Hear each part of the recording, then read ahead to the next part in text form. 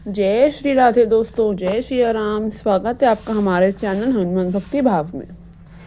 क्या आप जानते हैं बुढ़ापे में पति पत्नी को कौन सी दो चीज़ें ज़्यादा सुख देती है? भगवान श्री राम कहते हैं बुढ़ापे में पति पत्नी को ये दो चीज़ें सुख देती हैं। हर घर की ये सच्ची कहानी है।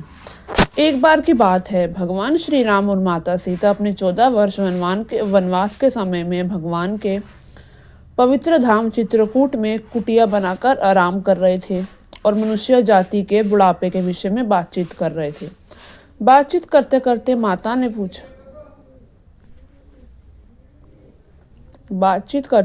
माता सीता जी के ध्यान में एक प्रश्न आया तो माता सीता जी भगवान श्री राम से कहती हैं, हे प्रभु, मेरे मन में एक जिज्ञासा उत्पन्न हुई है, एक प्रश्न है जिसके मैं उत्तर जानना चाहती हूँ।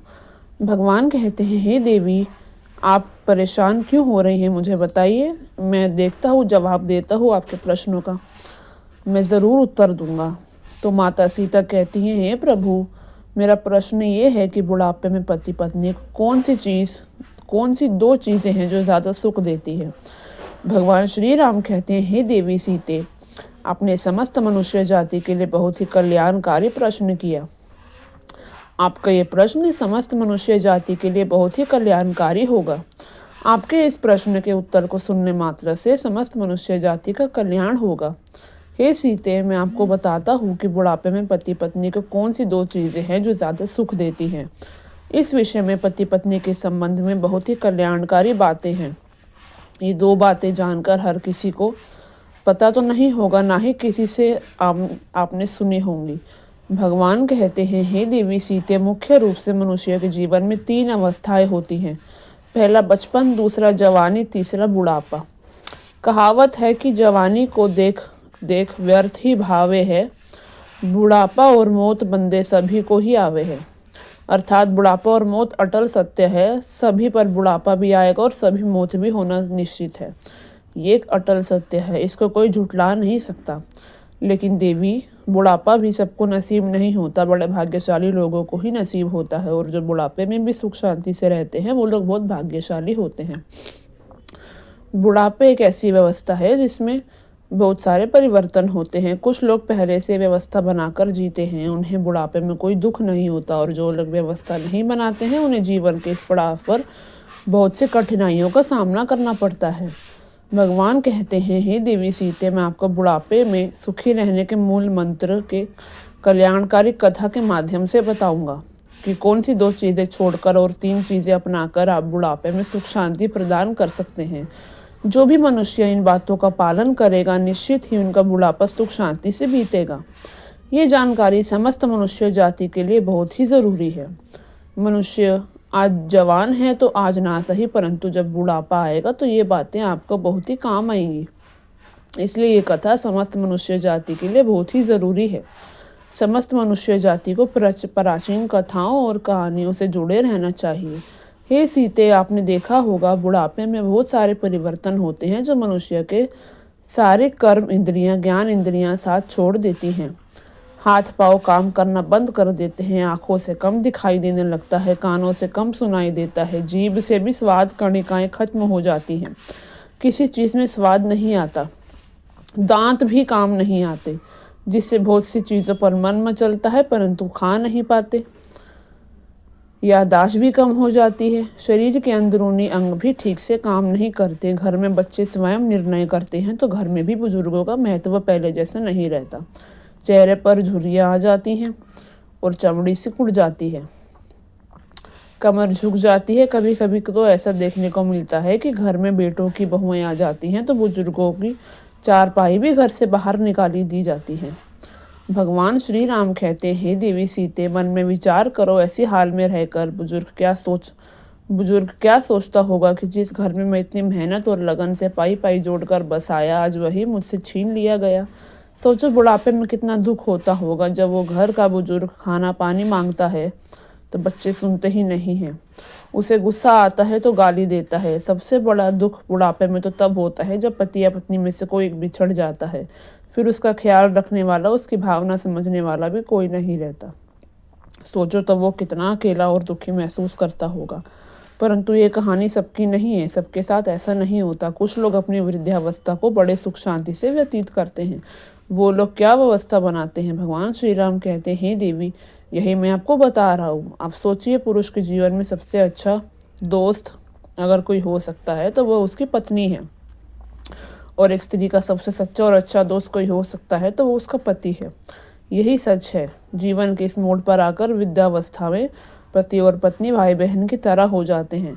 जीवन में लंबे समय तक एक दूसरे के साथ रहते हुए एक दूसरे का रूप हो जाते हैं।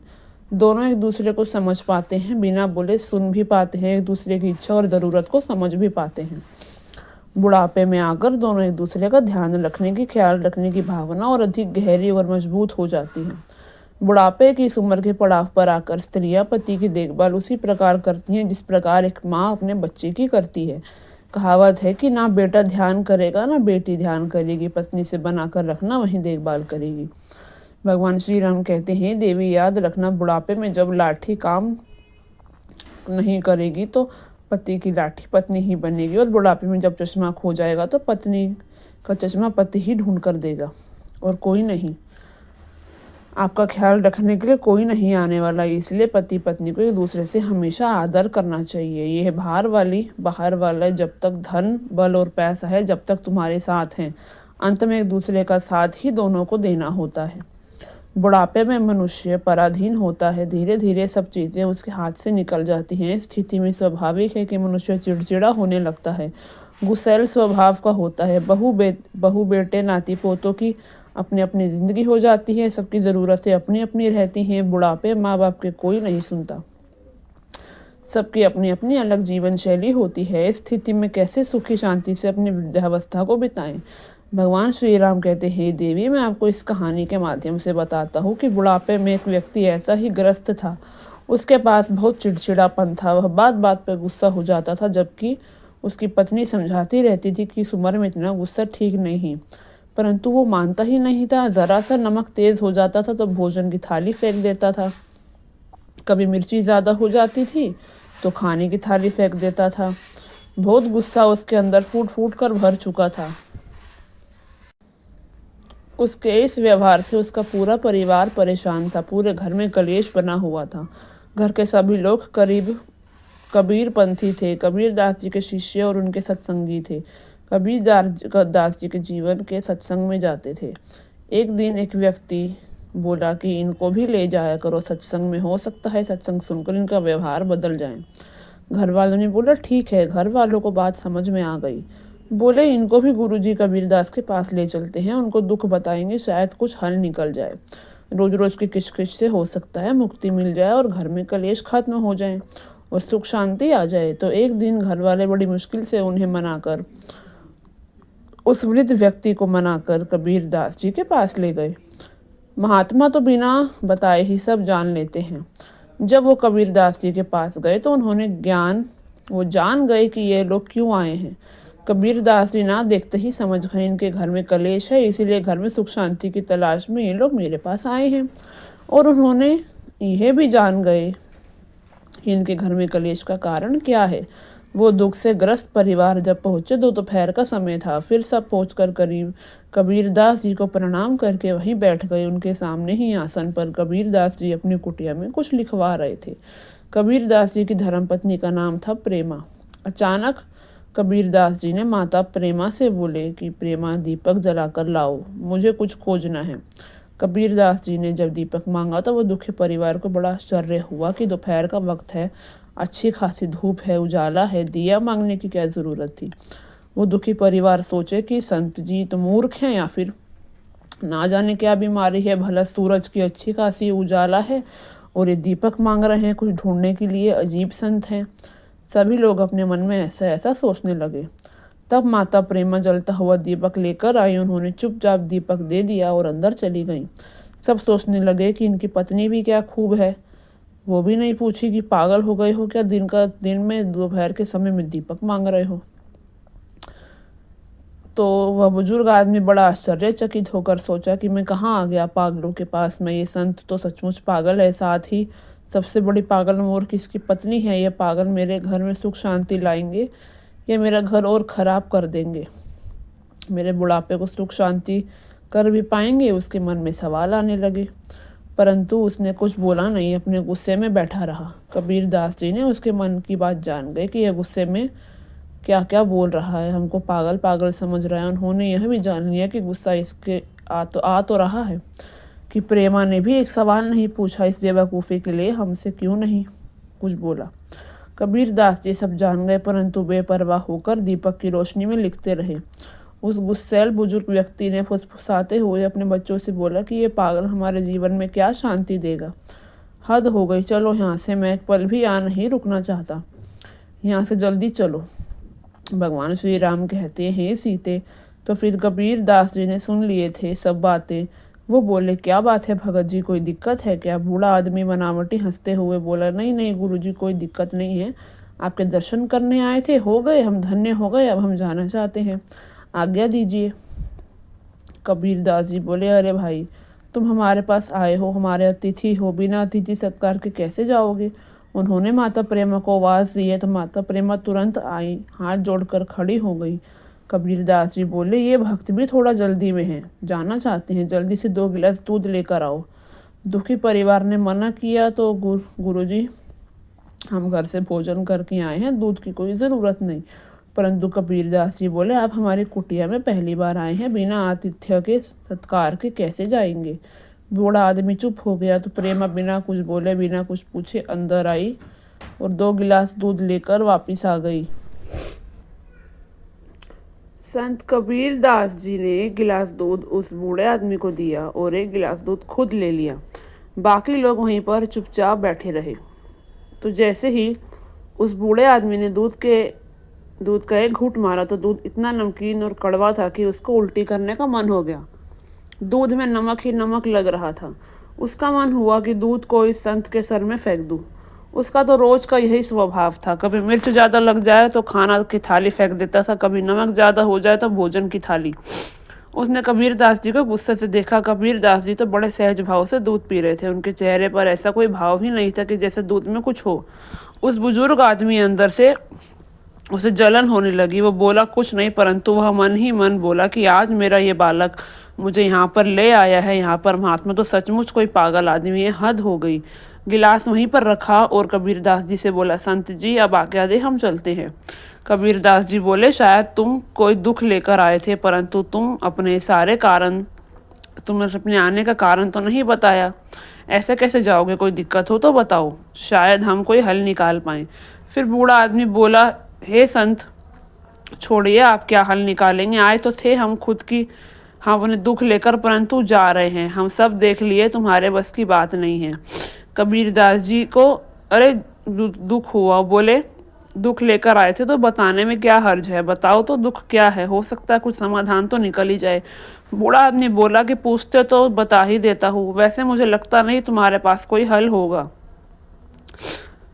मेरे दुख का। जब कबीर दास जी ने बार बार पूछा तो उस बूढ़े आदमी ने बोला कि सुनो, मेरे घर में मेरी कोई इज्जत नहीं करता, सब मुझे ही गलत कहते हैं। घर में बड़ी कलेश और अशांति फैली हुई है, मुझे अपने घर में शांति और समृद्धि और सुख चाहिए। इसके लिए आपके पास आए थे, परंतु आपकी मूर्खता देखकर मुझे पक्का विश्वास हो गया है कि आपके पास मेरे दुख का कोई इलाज नहीं है। मेरे घर में शांति लाने के लिए भी आप कुछ नहीं कर पाएंगे। कबीर दास जी मुस्कुराए और बोले, हम जानते हैं तुम्हारे घर में अशांति और कलेश रहने का क्या कारण है, और हमने तुम्हें हल भी बता दिया है, परंतु शायद अभी तुम समझे नहीं हो। तो कबीर दास जी ऐसा बोले तो वह बूढ़ा आदमी बोला, वाह, गजब की बात है, आपने हल भी बता दिया, परंतु जब से हम आए हैं तब से आपने ना तो कोई शब्द बोला, पर कैसे बता दिया? तो संत जी कबीर दास जी बोले, सुनो, याद करो, जब तुम आए थे मैं तुम्हारे सामने ही अपनी पत्नी से जलता हुआ दिया मांगा था। उसने बोला हाँ, मंगाया था। तो कबीर दास जी कहते हैं कि मेरी पत्नी ने तुरंत मेरी आज्ञा का पालन किया और बिना कुछ पूछे, बिना कुछ बोले मेरी आज्ञा का पालन किया। जो जलता हुआ दिया ले आई। उन्होंने यहाँ तक नहीं पूछा कि दोपहर है, फिर आप दिए का क्या करेंगे। उन्होंने वही किया जो हमने बोला, कोई सवाल नहीं किया, कोई टोक रोक नहीं की। बूढ़ा आदमी बोला, हाँ, इसी का तो मुझे ताज्जुब है। कबीर दास जी बोले, उसके बाद फिर हमने दूध मंगाया। हम जानते हैं हमारी पत्नी ने शक्कर के स्थान पर दूध में बहुत सारा नमक डाल दिया। दूध बहुत कड़वा था, इतना कड़वा कि तुमसे भी पिया नहीं गया, और आपने देखा हम उसी कड़वे दूध को चुपचाप पी गए। पता है क्यों? क्योंकि जब हमारी पत्नी ने हमसे दीपक के बारे में नहीं पूछा तो हमारा भी अधिकार नहीं है कि कोई सवाल जवाब नहीं बनता कि हम उनसे पूछे कि दूध में ऐसा क्यों किया या क्यों हुआ गलती से। हमारी आज का पालन करना ही अपना धर्म समझना है। तो हम कैसे पूछते कि दूध कैसे कड़वा हुआ? हमने भी अपना धर्म समझा और दूध पी लिया। जिस तरह उन्होंने कोई प्रतिक्रिया नहीं दी, उसी तरह हमने भी कोई प्रतिक्रिया नहीं दी। उससे क्या समझे? इससे यह सिद्ध हुआ कि पति और पत्नी दोनों को सामंजस्य स्थापित करना चाहिए और एक दूसरे की बात माननी चाहिए, एक दूसरे की बात का आदर करना चाहिए, दोनों को प्रेम और विश्वास से रहना चाहिए। मुझे पता है कि ऐसा तुम नहीं करते। कबीर दास जी बोले कि तुम ध्यान रखो, गलती सबसे होती है। आज गलती से दूध में शक्कर को जगह नमक पड़ गया तो हमने स्वीकार किया, चुपचाप बिना कुछ पूछे बिना कुछ बोले पी लिया। तुम्हारे घर में अशांति का कारण यही है कि तुम दो चीज़ों से बहुत परेशान हो, उसी के कारण तुम्हारे घर में अशांति है। भगवान श्री राम कहते हैं, हे देवी सीते, कबीर दास जी कहते हैं कि बुढ़ापे में जो इन दो चीज़ों को त्याग कर देता है वह सुखी जीवन जीता है। कबीर दास जी ने बताया कि यह दो चीज़ें हैं, स्वाद और गाली। बुढ़ापे में सुखी रहने के लिए ज़रूरी है कि मनुष्य स्वाद और गाली को छोड़ दे। घर में शांति रहेगी, बुढ़ापा सुख से बीतेगा। हमें समझना चाहिए कि घर में जो महिला भोजन बनाती है कितने भाव से और मन से बनाती है, परिश्रम से बनाती है। गर्मी हो, सर्दी हो, जो भी स्थिति हो, जो भी मौसम हो, उस समय पर बड़े भाव से भोजन करती है, चाहे त्योहार ही क्यों न हो। त्योहारों में घर के बाकी सदस्य अपना त्योहार मनाते हैं, हंसी ठिठोली करते हैं, खेल करते हैं, नाचते गाते हैं, परंतु घर की महिला सदा रसोई में ही मिलती है। वो कुछ न कुछ पकवान ही बना रही होती है। कभी कभी कुछ गलती हो जाए तो उसको भूल जाना चाहिए। नमक ज़्यादा हो जाए, मिर्च ज़्यादा हो जाए तो क्या हम उसे भोजन को अन्न को फेंक देंगे? बिल्कुल नहीं। हमें यह समझना होगा कि जिस स्त्री ने, पत्नी ने, तुम्हारी पुत्र वधू ने या बहू ने इतनी मेहनत से भाव से भोजन बनाया है तो हमारा धर्म है उसे स्वीकार करें और धोखे से उसे पी लें या खा लें, कोई भी बात नहीं। हमें उसकी प्रशंसा करते हुए भोजन ग्रहण करना चाहिए। उसे प्रेम शब्दों से समझाना चाहिए कि इसमें ये गलती हो गई थी, आप अगली बार से देख लीजिएगा, किंतु वह अच्छा बना था। मन से भाव से बनाएगी यदि, और अगर हम ऐसे में थाली ज़मीन पर फेंक कर मार देंगे तो सोचो उसके दिल पे क्या बीतेगी। उसके मन में तुम्हारे लिए कोई सम्मान बचेगा? भगवान श्री राम कहते हैं, हे देवी सीते, कबीर दास जी कहते हैं, हरगिज नहीं। यहाँ उस स्त्री का और अन्न दोनों का अपमान होगा। हमें यह अपमान कदापि नहीं करना है। जहाँ भोजन और स्त्री का अपमान नहीं होता उस घर में कभी भी माता लक्ष्मी का वास नहीं होता, सुख शांति नहीं आती। अंततः भूल कर भी ऐसा ना करें। कबीरदास जी कहते हैं कि इसलिए बुढ़ापे में हमें ये दो चीज़ों का त्याग करना है, पहला स्वाद और दूसरा गाली। जैसे भी भगवान को भोग समझकर ग्रहण कर लें, बुढ़ापे में कोई दुख नहीं होगा। स्वाद और गाली दोनों ही बुढ़ापे में दुखदाई हैं। उस बूढ़े आदमी के परिवार को और ख़ास तौर से उस बूढ़े आदमी को पूरी बात समझ में आ गई। मेरे घर में अशांति क्यों बनी थी? वह दोनों हाथ जोड़कर संत से माफ़ी याचना करने लगे और बोले कि मैं अज्ञानी हूँ, मुझे पता नहीं था क्या क्या सोचा आपके बारे में। मैंने जो अनुचित वचन बोले मुझे क्षमा कीजिए, मुझे उदारता और विशालता दिखाते हुए क्षमा करने की कृपा करें। आज के बाद मैं हरगिज ऐसा नहीं करूँगा। कबीरदास जी ने उसको क्षमा कर दिया और बोले कि आज संकल्प लो कि स्वाद और गाली को यहीं छोड़कर जाओगे। संत कबीरदास जी बोले, सुनो, यदि बुढ़ापे में सुखी रहना चाहते हो तो इन दो चीज़ों का त्याग करो। भगवान श्री राम कहते हैं, हे देवी, अब मैं आपको उन तीन चीज़ों के बारे में बता रहा हूँ। जिन तीन चीज़ों को हमेशा अपने साथ रखना है, बुढ़ापे में कभी कोई दुख नहीं होगा। बूढ़े आदमी बोला कि मैं आज से ही स्वाद और गाली का त्याग करता हूँ, परंतु हे संत जी, वह तीन चीज़ कौन सी है जो मुझे साथ रखनी है, कृपया बताएं। फिर संत बोले, जिनका जीवन अनुशासित होता है सफलता उनके दरवाजे पर दस्तक जरूर देती है। मनुष्य का जीवन तभी सार्थक बनता है जब अपने कार्य और जिम्मेदारी के बीच संतुलन बनाए रखता है। बुढ़ापा जीवन का वह पड़ाव है जहाँ इंसान सुख और आराम की जिंदगी जीना चाहता है। इस पड़ाव में खुशियाँ पाने के लिए मनुष्य को बुढ़ापे तक किन चीज़ों का साथ नहीं छोड़ना है, इसे समझना बहुत ज़रूरी है। पहली बात, धन का सदुपयोग है। धन ऐसी चीज़ है जो अपने और पराये के बीच का फ़र्क समझा देती है। जब तक आपके पास धन है, रिश्ते नाते सब जगह आपकी पूछ परख इज्जत होती रहेगी, परंतु जब धन नहीं है तो कोई भी साथ नहीं देगा। यह दुख तो बुढ़ापे की ओर अधिक बढ़ जाता है। जब आदमी ढलती उम्र में होता है धन का स्वाद, धन का सदा सदुपयोग करता है। धन की बचत करेंगे तो बुढ़ापे में आपको किसी के सामने हाथ फैलाना नहीं पड़ेगा। साथ ही ध्यान रखो, संपूर्ण धन पर कुंडली मारकर बैठ जाना भी बुढ़ापे में दुखदाई है। दूसरी बात है अनुशासन और अभ्यास से ही आत्मविश्वास का जन्म होता है। इंसान अपना हर काम समय पर करते हैं, अपनी दिनचर्या को अनुशासित ढंग से जीते हैं, उन्हें कभी किसी पर निर्भर नहीं रहना पड़ता, वो अपने हर लक्ष्य को प्राप्त कर ही लेते हैं। शुरुआत से ही मनुष्य को अपने कर्मों को सही समय और सही तरीके से करने की आदत होनी चाहिए। उस बुढ़ापे में दुख नहीं सहना पड़ता उसे, और समय का अनुसार खान पान से तय करना, समय पर सोना जागना, व्यायाम करना ही उसका निश्चित कार्य रहना चाहिए हर समय समय पे, जो अच्छी स्वास्थ्य के लिए बहुत ज़रूरी है। अनुशासन का साथ कभी कभी नहीं छोड़ना चाहिए और सतमार्ग पर सदैव चलना चाहिए। जब आप सतमार्ग पर चलेंगे, आपके परिवार वाले साथ देंगे, नहीं भी देंगे तो भी आपका कल्याण सदैव होता रहेगा। तो बोलो जय श्री राधे, जय श्री राम। दोस्तों, ये कहानी अच्छी लगी हो तो सब्सक्राइब करें हमारे चैनल को, हनुमत भक्ति भाव को, और बेल आइकन दबा दीजिए ताकि ऐसी और कहानियाँ आपको, ऐसी प्रेरणादायक कहानियाँ आपको आगे प्रेरित करती रहें सदैव। जय श्री राम।